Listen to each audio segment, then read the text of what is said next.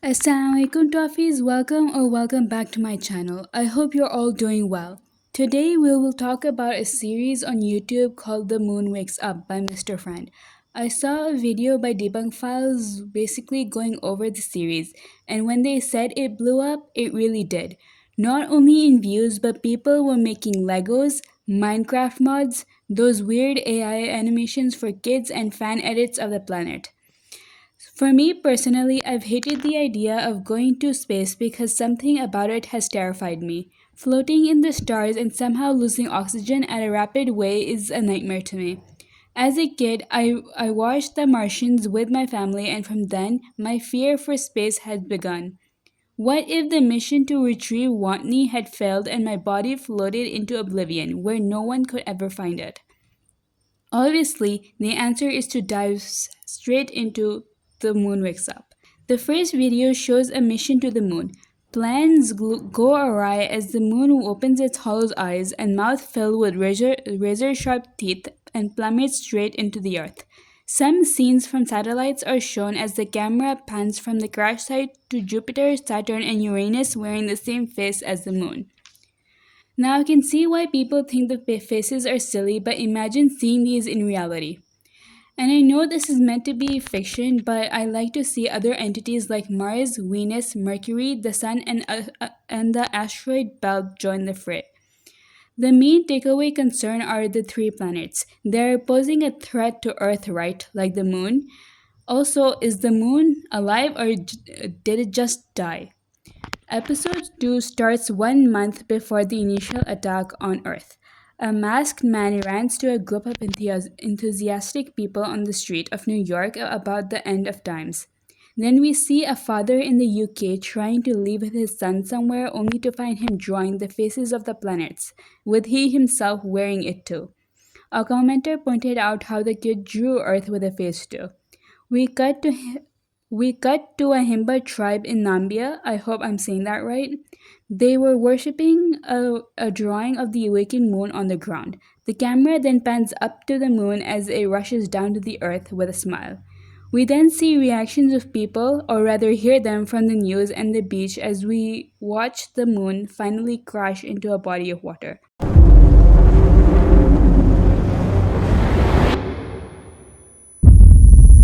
A time skip of 5 years occurs as we see a dilapidated city with half fallen buildings. We see through the eyes of a recovery unit with 90% of humanity dead, leaving the rest without water. As the video ends, the pictures from earlier are seen intact somehow. It also contains a weird alien type drawing too. I think the video was a creative one with the before and after juxtaposed together showing what devastation the moon wrought. Why did the moon hit the earth still? Is the earth still alive? The series so far isn't scientifically accurate according to the comments, but when you're watching planets with cartoon faces, I don't think science is the most biggest concern. Moving to episode 3, 10 years later, humanity is still rebuilding, still wondering about the planets hovering outside Earth. I love how they incorporated Neil Armstrong's first words on the moon here.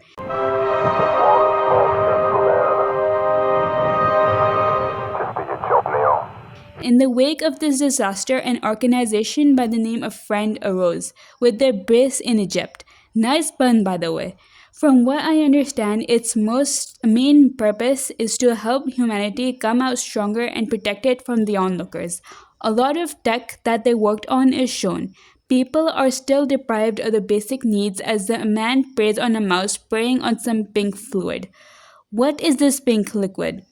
Anyhow, the Earth is stuck due to some gravitational shenanigans by the other planets. Space missions are sent to Saturn and Jupiter to investigate further, but are disrupted by their own moons, Callisto and Titan. As to why no one wants to visit the third planet, here's why. All attempts at approaching Jupiter and Saturn have ended in failure. And naturally, nobody wants to get close to Uranus. A question with me is if the planet's moons are helping the respective planets. How come our moon hurt us instead? A rescue team, probably the one from earlier, discovered the man from earlier eating a rat. The team approached him as he turned to reveal his absurd face to then attack the team. In the background, you can see an alien. The video ends with a survivor or someone spots an alien who runs away. Next, episode 4. A recap occurs of what I told you, except you see the devastating reality. An advertisement for the Survivor Corporation plays as All hope was lost. À l'aide! Quelqu'un! Until a shining beacon rose from the ashes. Citizen, need a friend? you love puns with that word containing friend, don't you?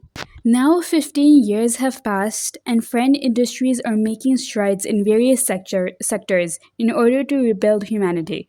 Oh look, it's the Pingu from earlier in research and department. Oh okay, I'll not look at that. What's your punchline though? Friend Industries, your best friends in a world gone to shit. One of my friends loves puns. Girl, this series has more if you wanna watch. Anyhow, we join a squad of soldiers ready to go on the moon. The conversation they have makes them so human to me.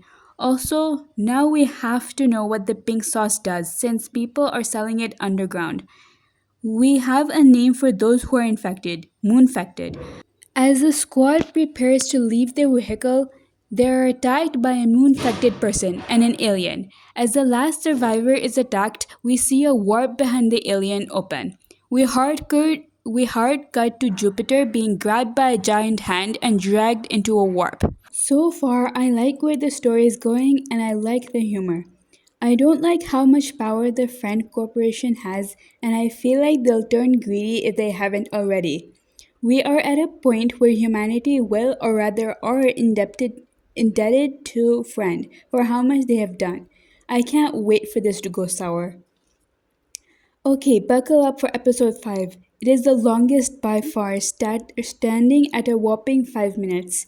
The video starts as men work on Friend's space stations reminiscing about Earth. The conversation is interrupted by a giant hand warping all planets away. It's as gravity is aligned, the Friend station faces a catastrophe as it crashes and kills friendships. We visit soldiers trying to fight aliens but are unable to do so. People die as the planets disappear.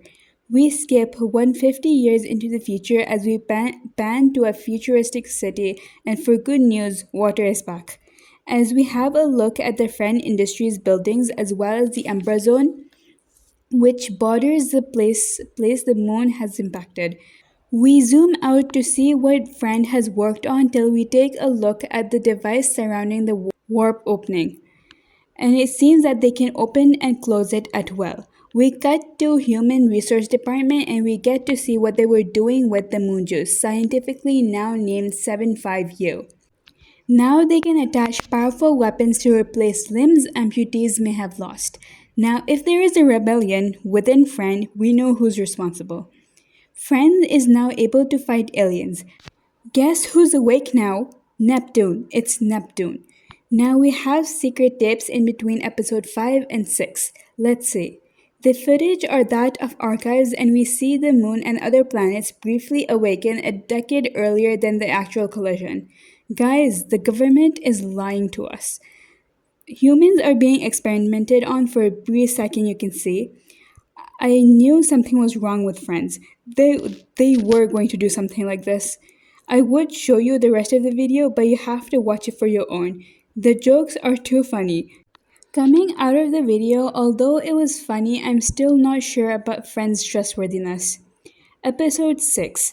The last one as of writing of the script. 150 years have passed since the planets have disappeared.